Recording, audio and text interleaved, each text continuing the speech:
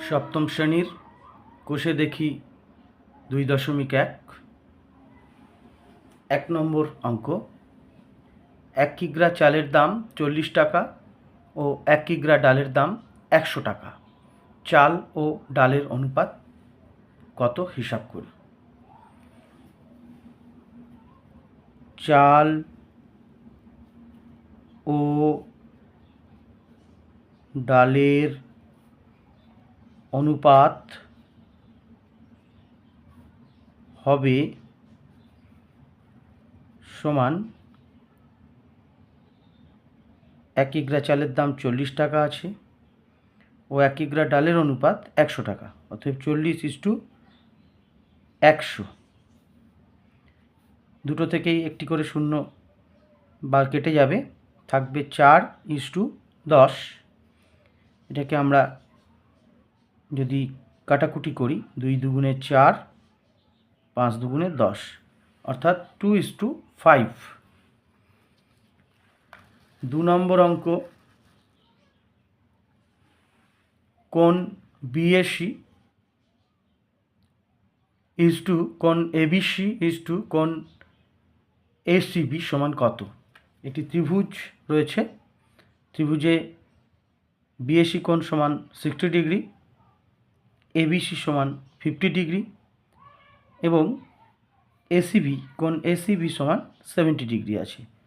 অতএব আমরা এখানে কোণ বিএসি সমান 60 ডিগ্রি, 60 কোণ এবিসি সমান 50 কোণ এসিবি সমান আছে 70। 60:50:70।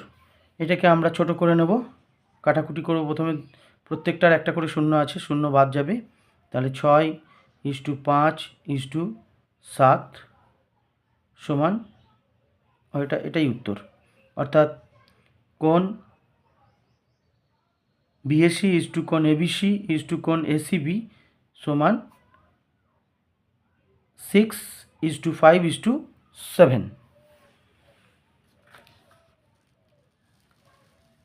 3 নম্বর অঙ্ক।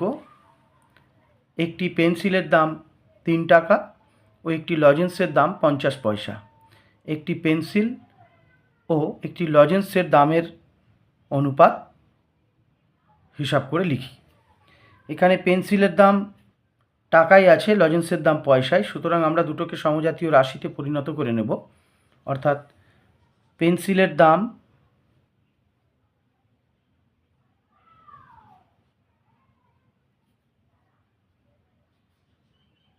টাকা সমান 300 পয়সা,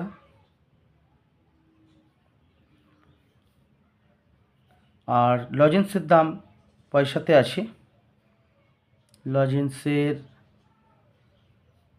দাম সমান 50 পয়সা। দুটোকে আমরা একই রাশিতে পরিণত, দুটোকেই পয়সায় করে নিলাম। অতএব একটি পেন্সিল ও একটি লজেন্সের দামের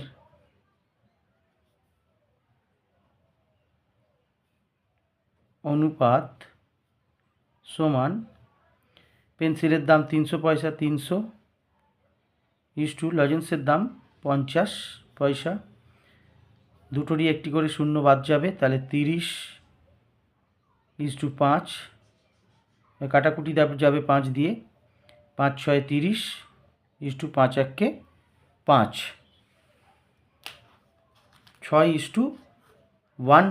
6:1 হচ্ছে একটি পেন্সিল ও একটি লজেন্সের দামের অনুপাত। 4 নম্বর অঙ্ক। একটি আধুলি, একটি টাকা ও একটি 2 টাকার মুদ্রার মূল্যের অনুপাত লিখি। তো আমরা প্রথমেই আধুলি মানে কত কি, আধুলি মানে 50 পয়সা। 1 টাকা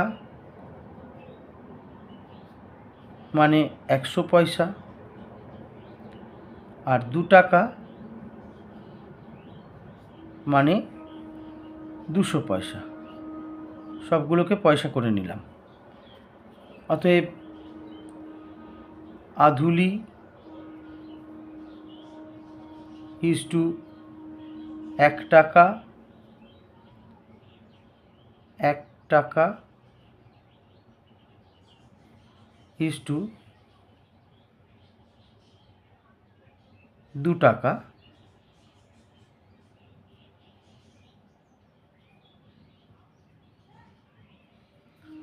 সমান সমান আধুলি মানে 50 পয়সা, 1 টাকা মানে 100 পয়সা, ইজ টু 2 টাকা মানে 200 পয়সা।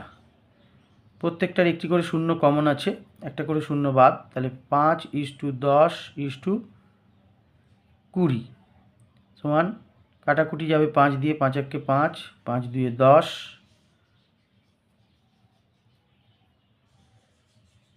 আর 4 5-এ 20। তাহলে আধুলি ইজ টু 1 টাকা ইজ টু 2 টাকা অনুপাত হবে 1:2:4।